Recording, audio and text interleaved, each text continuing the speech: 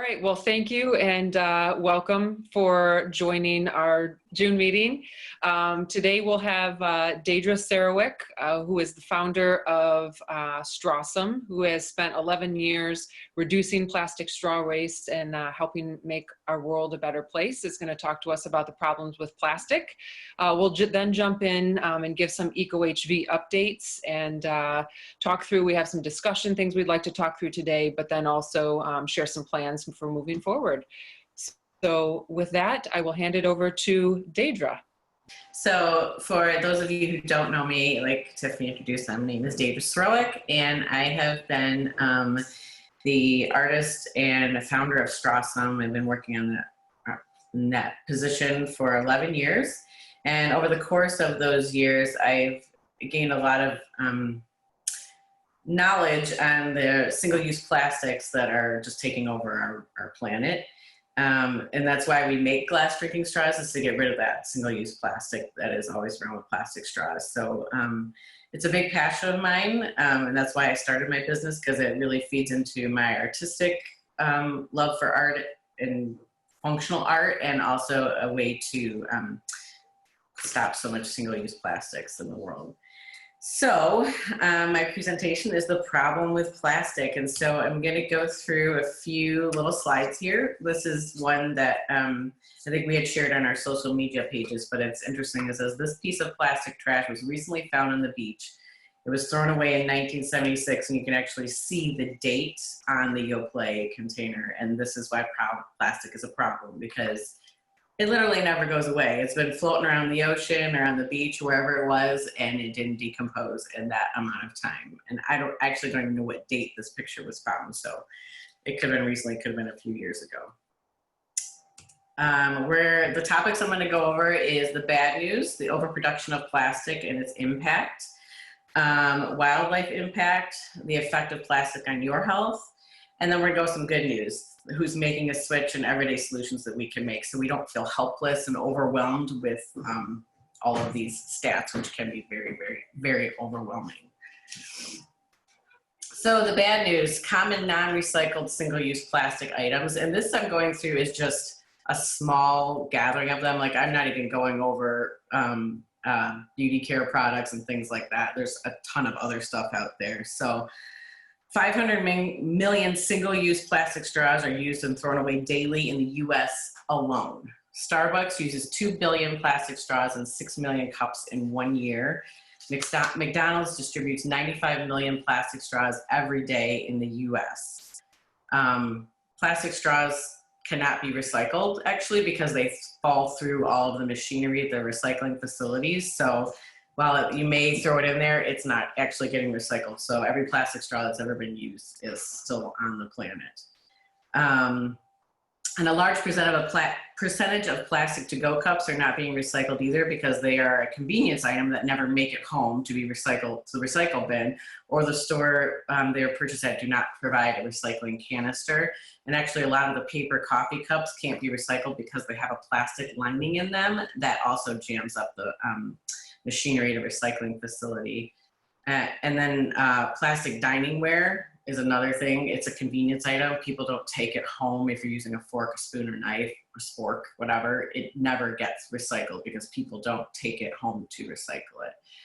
And then there's a popular song about a red Solo cup. It's a whole song about a red Solo cup, which is like a party cup, right? And Toby Keith sings it. And in the song, it says, a red Solo cup is cheap and disposable. In 14 years, they are decomposable. That literally came out of the song. And I looked it up, and it's actually more like 450 years for a red Solo cup to be decomposed into smaller pieces of plastic. So it, again, never goes anywhere. It's a party staple, but even if your party ends, it's still going to be around, which is kind of scary. And our curbside recycling in the village does take the number 6 plastic that these are made out of. But again, they're a convenience item. Many of them don't ever make it to the recycle bin, and people just think I'm just going to throw it away. And some curbside recycling in other communities don't take number 6. So that's a problem right there. According to the EPA, over 380 billion plastic bags, sacks, and wraps are consumed in the US each year. The average American uses 500 plastic Ziploc bags per year, and none of these films can go through recycling facilities. All will go to landfills. These plastics can take up to 1,000 years to decompose, and even when they decompose, they aren't fully gone. They simply degrade down into microplastics that then saturate the soil. So again, plastic's here forever. It's never gonna go away completely. It's not like a banana peel where it decomposes back into dirt.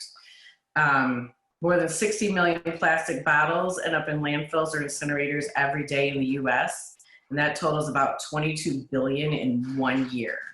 And I'll have a little slide at the end to kind of encourage you guys to use reusable bottles instead of a plastic bottle all the time. Every year, 3 million tons of polystyrene foam is produced in the US, all of which ends up in landfills because styrofoam containers just can't be recycled anywhere. And that's these are good little stats to always keep in mind when you see like a red Solo cup, of remembering why you're not using them. And then I'm gonna go through a little bit of wildlife impact. So these are just some images just pulled from the internet from everybody that does ocean cleanups and dives, just to show how the mess is really catching up with us, that all of this goes into other habitats other than our own. The first slide on the left, or the first image on the left, is a turtle. Back in June 2018, there was a viral video of this male sea turtle off the coast of Costa Rica who had a straw stuck in his nostril and it was being pulled out. That video was so viral that we were at an art fair in July that year, and our sales literally for glass straws, I think, quadrupled at that art fair that weekend, because everybody saw this video and it brought awareness to them that the plastics we're using every day are just very detrimental to our wildlife habitat. And it's sad that this happened to this turtle, but I'm kind of glad it happened, or at least it was recorded so that people can see, just like back in the day when we always saw the pictures of the ducks and stuff, or the turtles that have the plastic rings for cans all around their neck. And it's just, it brings to light that something is actually happening. It's not just you in the world. There's also wildlife that's affected. And then the other image on the right-hand side is not a real whale. It's just a sculpture that somebody had put on a beach, and with all the plastic garbage coming out of the whale's mouth. But in March 2019, researchers pulled nearly 90 pounds of plastic waste out of the stomach of a young whale that died in the Davao Gulf of the Philippines. The whale, they figured, actually starved to death because of the plastic that was in its belly. It couldn't digest it and it couldn't get any food, and so it died because of that. It's pretty sad. Plastic bags in the ocean actually mimic jellyfish, and the jellyfish are what turtles eat. So the picture on the left, on your left, you'll see it was what a jellyfish versus the plastic bag looks like in the ocean. And there's tons of other trash found in the ocean. This is the top 10 trash found in our world's ocean. And number 3 is plastic beverage bottles, at over 1 million found in the ocean. Number 1 is cigarette butts, which people think if I put this cigarette butt in my own personal ashtray of the beach, it's gonna go away. Well, cigarette butts don't decompose at all. So we have over 2 million cigarette butts in our ocean. It's just kind of shocking, everything that's in there. So where's all the trash come from? People throw it on the ground and they think it's just gonna get picked up by somebody else, or it's gonna wash away and it's gonna be gone. But these are images of trash on the street, and right before it goes into a storm drain. And when it goes into a storm drain, it comes right out into our oceans. The beautiful thing is people are working on solutions for this. So if you look at the very bottom right hand the screen, the image there shows people are coming up with an invention that's like a net. It actually reminds me of my mom used to have this on our washing machine growing up, so it would catch all the lint before it went down the drain. And so that was actually a nylon, I think, at the end. But this is to catch all of the runoff water, any of the trash that comes through. They can stop it before it goes into the ocean. So I actually found a lot of images of that, which is really encouraging that people are coming up with solutions before you have to weed it out of our oceans. I think it's important. Plastic also affects our health. A lot of people switch to, from plastic water bottles to glass water bottles, or from plastic straws to glass or metal or whatever it is they want to use, because chemicals actually leach from plastics into your food. So an example is if you drank like a hot coffee out of a plastic cup with a plastic straw, the heat from that beverage will actually will suck the chemicals that are in those plastics and deposit them into your body. And many of those plastics that are many of those chemicals that are in those plastics are actually carcinogens, so they're actually quite dangerous for our health. Plastics enter our food chain via seafood. So all those plastics that are going into the oceans, our sea life is eating them, and then we eat them. So therefore we're ingesting the plastic too. And then microplastics, they break down and they're going to contaminate the soil for the food we grow our soil into. Like I said, plastics never decompose. They just become smaller bits that will contaminate our waterways and our soils. But the good news, so this was a real fun slide to put together. People are demanding change. You're making a change. You're never too small to make a difference. There's a fun saying I like to say: if you think you're too small to make a difference, try sleeping in a room with a mosquito. It can make a big change if you're just a little person and you pass it on, and companies are starting to listen to people. So I've just got a few stats. So if you look at the right-hand top corner, there's some, food and dining companies there. And I'm just going to run through the changes that they're making because the people are demanding them. Starbucks has eliminated all the plastic straws from their 28,000 stores. McDonald's will stock their 36,000 restaurants around the globe with packaging, including straws, that are made from renewable, recycled, or certified sustainable sources by 2025. Red Lobster will only offer plastic straws upon request and hope to offer an alternative material straw by 2020. Kroger plans to stop distributing single-use plastics completely by 2025 across all of its chains. Whole Foods, in 2007, they became the first grocery store chain to eliminate plastic bags as an option. And IKEA, in 2008, they eliminated plastic shopping bags. So some of these are actually going back 2007, 2008. They decided to make changes. Granted, they're a little bit forward thinking. They may be, foreign companies like IKEA, but they're forward thinking and they're making changes, and people are noticing and they're shopping at those places because of that.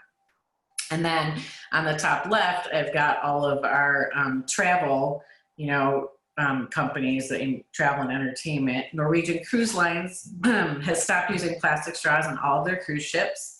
American Airlines is banning plastic straws and stirrers on their flights and will phase out single-use plastics in their lounges around the world. They estimate that this move will eliminate 71,000 pounds of waste annually.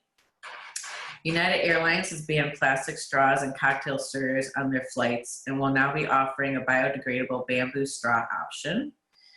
Delta has eliminated plastic stirrers, wrappers, utensils, and straws. And then the Walt Disney Company has banned single-use plastic straws and stirrers to eliminate 175 million straws and 13 million stirrers. They also have plans to cut down on plastic shopping bags and cut down the amount of plastic in guest rooms by 80%. SeaWorld has eliminated single-use plastic straws and bags in all of their theme parks. Hyatt has announced plans to eliminate single-use plastic straw and drink stirrers. And Marriott has completely eliminated plastic straws and stirrers from all of their properties worldwide.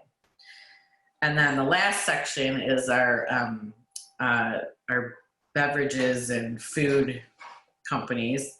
Bottled water company Evian states that by 2025, they will make all of their bottles from 100% recycled plastic.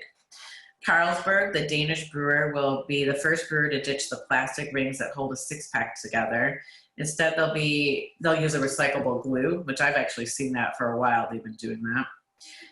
Guinness will be eliminating all plastic from their beer packaging and replacing it with 100% biodegradable or recyclable cardboard. No more plastic rings.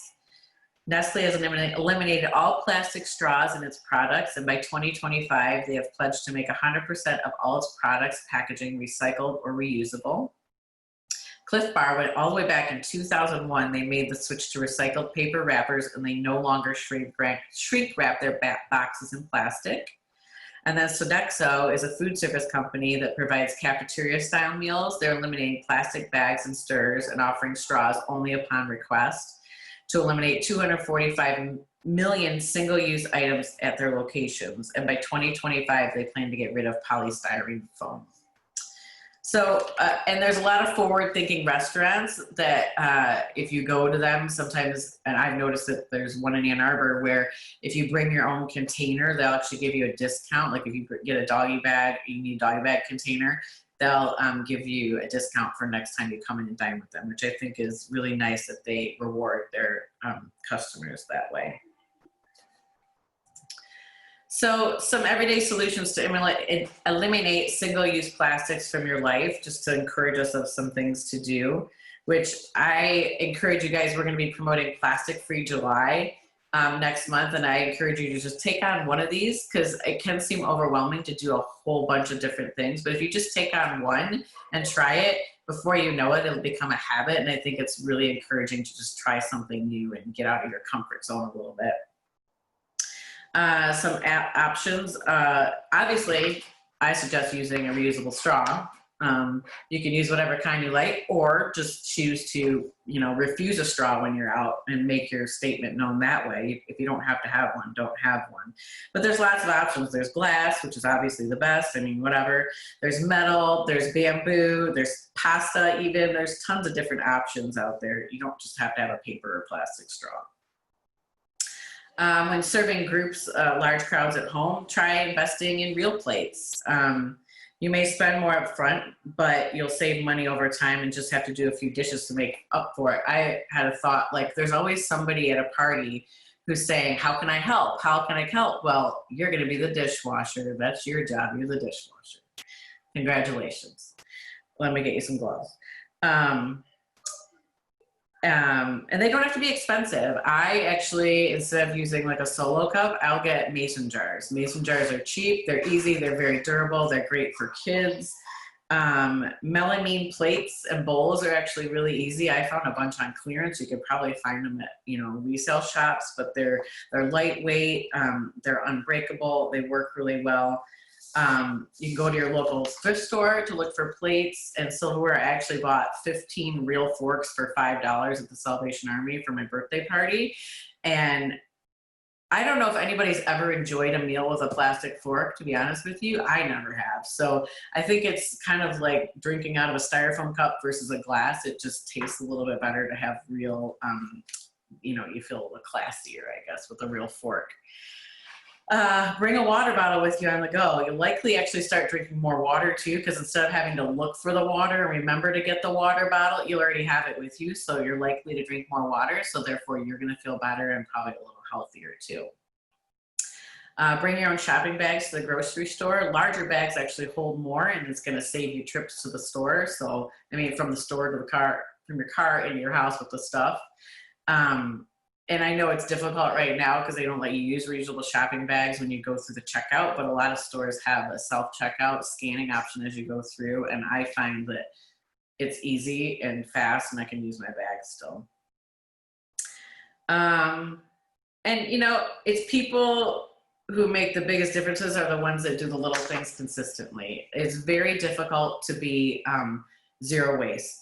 To be a zero waste leader, I've known people who make a mason jar worth of waste in a year for a family of 4. It's not realistic, but little changes make big differences in the world. And at first it may seem inconvenient, but like with the bags, to me, it's just like second nature now. So This was my favorite little slide. Plastic is not fantastic for your wallet or for the planet. So you may spend $20 on a reusable water bottle, but it's going to save you money versus buying cases and cases and cases of water over and over again. So there's a little price comparison for you, which I think is pretty remarkable. And everything tastes better through glass. That's my tagline, and it looks better too. So you can see on the left is some very beautiful glass straws, and on the right is some not so very beautiful plastic alternatives and styrofoam. Holly's face, like, ew. So I appreciate you guys listening to me, and I hope you learned a little bit of something, got a little bit of encouragement for Plastic Free July, and that's all I have. Thank you, Daedra. I have a quick question. So when you were showing the picture of the net or the filter from the stormwater, were you finding are places in the US using those, or are those mainly elsewhere in the world? I don't know. I didn't really look at where they were from. I feel like they were elsewhere in the world, because a lot of the Eastern cultures, they have a lot of trash in their waterways, and I feel like that's where I remember when I first read about it, is that's who was doing it, is in India and stuff like that. They just had a lot of trash everywhere, and their waterways were pretty polluted.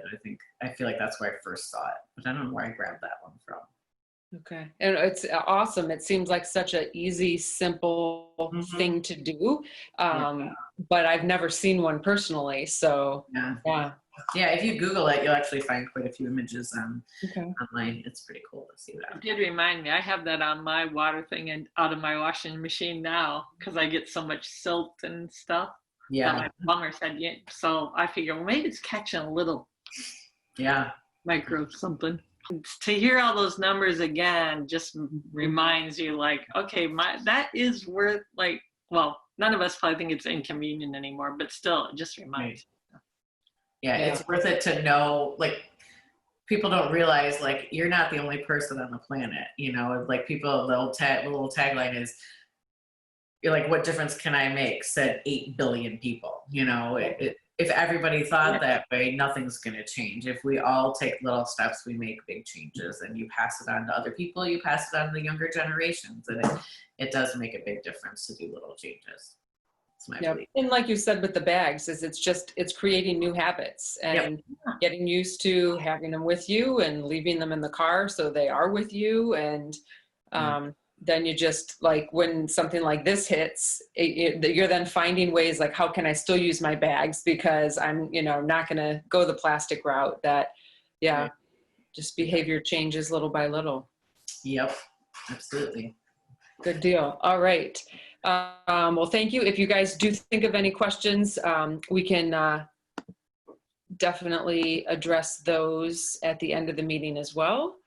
Daedra, that was awesome. Yeah, that's good. Thanks. So we just wanted to walk through some EcoHV updates, things that are in the works, or again, things that we wanted to discuss tonight with you. So first, we're going to have Holly kick things off regarding future meeting topics, and wanted to get some thoughts from you on this. Yeah, so Mark and Lydia, what do you want to know? No, so in the future, you can see on the screen, we have some ideas of what we would like to talk about in the future, and Tiffany has booked someone to talk about PFAS in August, but you'll see a green grocery shopping, talk on Michigan Green Schools. But we wanted to get input from our members of if there's anything that they're really thinking, I wish we'd have a presentation on this or that. So if you have any ideas, you can say now, or if you want to think about that, we actually are, looking for ideas. And then I think the other question we had asked too is if it would be helpful moving start times of future meetings back to 7 o'clock. Well, if you do think of ideas, and again, after email or after the meetings, we send an email recap. So we'll add that in there, and would love to hear from you about things that are of interest. And again, these were just some things that we've heard or had thought of. So if any of these speak to you, let us know. If there's other things, please let us know as well. Yeah. Even if you think like, oh, that, because like when we had someone about food and I'm not a gardener and I really just wanted a garden 101 thing. And so I thought people will know that, but people wanted it too. So even if you think it's something basic, it may be something that everyone wants to hear about. Definitely. All right. Daedra, would you like to give a little update on the business support side of things? So since we can't start our Great Lakes business program yet, we just have been respectful of what the businesses are going through right now, and decided to do a little bit of a reshare.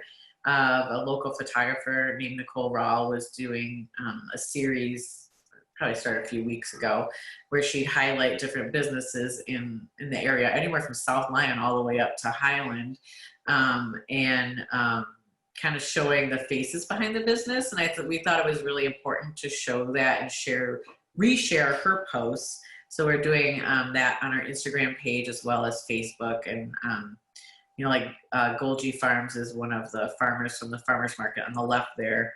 And she's awesome, and she sells seedlings and everything. I got a zucchini plant and I planted it in a pot, and it's enormous already. And just showing the love for the businesses that we really need to support in our area. We'll continue doing that. Very good. As Daedra mentioned in her talk, Plastic Free July is coming up just a few weeks away. So I know we've given little updates along the way, wanted to share a little bit more detail with you. So on this slide, we have some confirmed activities. So a few months ago, I had mentioned that we were launching a group, just a group of other environmental organizations passionate about helping correct our plastic pollution problem. And so it's across the state. There's about 10 organizations in total. So we've been working, and that's one of the items we pulled together on the left is this help prevent plastic pollution while grocery shopping. So just some tips. And then the other item behind it is a form letter for your local grocer, is just to share. So there's some stats and details in there, but the idea is that then you would tailor it to specifically what you saw. So if you went in and you know, all of the potatoes are wrapped in shrink wrap, to include that in there as to this is something that we would like to change moving forward. The second area is a corporate accountability social campaign. So as Daedra showed on her slide, there's a lot of good organizations that are starting to get on board, or some nearly for a decade have already been changing their ways, but there are a lot of offenders there for sure.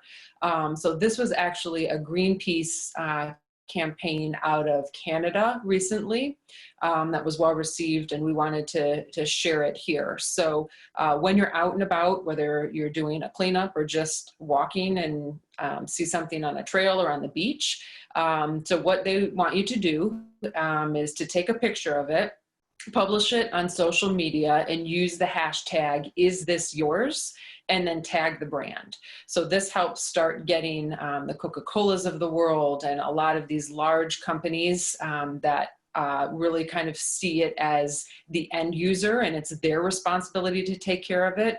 It's really calling attention that they need to figure out a way to help get this problem under control as well. So we'll send out details on our social page for how to do that, but just a heads up to start snapping those pictures now as you see things. And then the other item that we're finalizing is a 31-day plastic-free challenge. So again, on Daedra's slide, she listed out some great ideas. You'll see those again reflected on this daily challenge. So just little things, you know, if you can do every day, great. If you can pick a few, but just really starting to get something in the habit is really how we're going to help get this under control. So a couple other things that we're still working on. So as you know, we had an Earth Day cleanup for both trail, and we'd like to expand to water planned in April.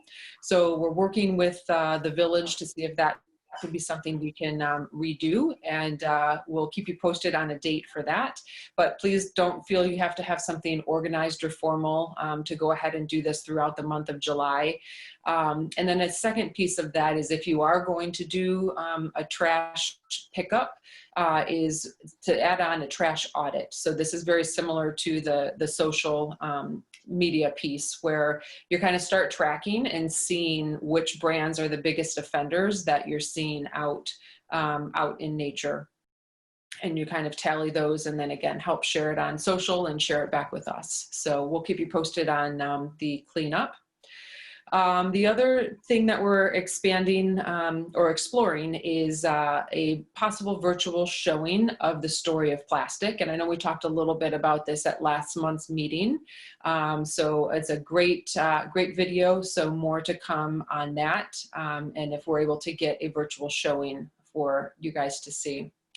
And then the other item that we are working with Sierra Club and some other organizations is doing a lobby day. So this would be a virtual lobby day for House Bill 4500, which is to overturn the ban on the plastic bag ban and other single-use plastics, as well as House Bill 5306, which is expanding the bottle return to all plastic bottles, which would include water bottles, Gatorade bottles, not just pop bottles with the current refund. So this would be just a day of calling, emailing your local representative and letting them know your thoughts on these two bills. We would, of course, provide all the materials and kind of form letters or scripts that are needed.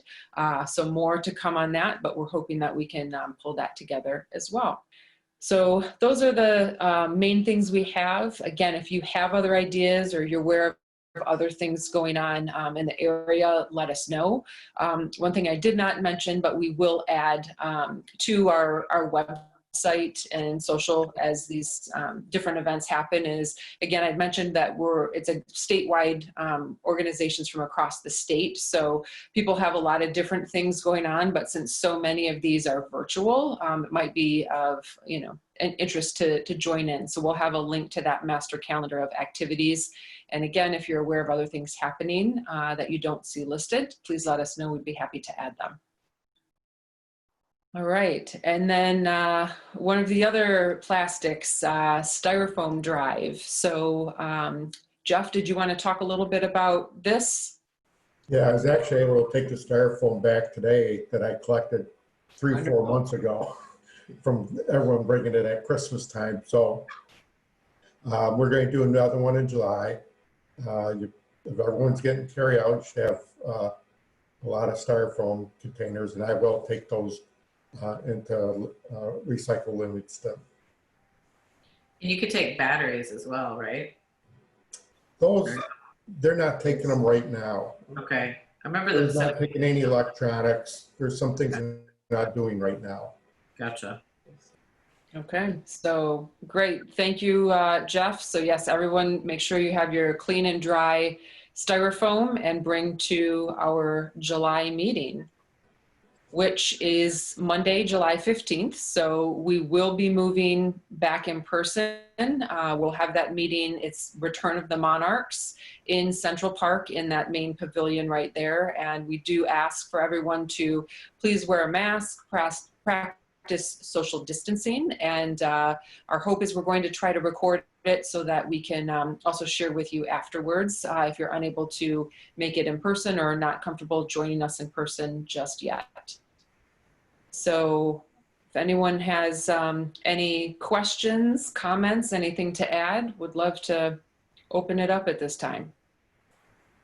Just for the plastic-free July, when you're grocery shopping, look for condiments that are in a glass jar or bottle instead of plastic. That's what I've been doing. Like the jelly, the peanut butter, mustard, ketchup, whatever you find. They do have them in glass at the store. They're not the easiest ones to find, but they are there. That's the kind of things you do every time you go to the grocery store. See how many things you can buy that aren't plastic, that are in glass or metal containers.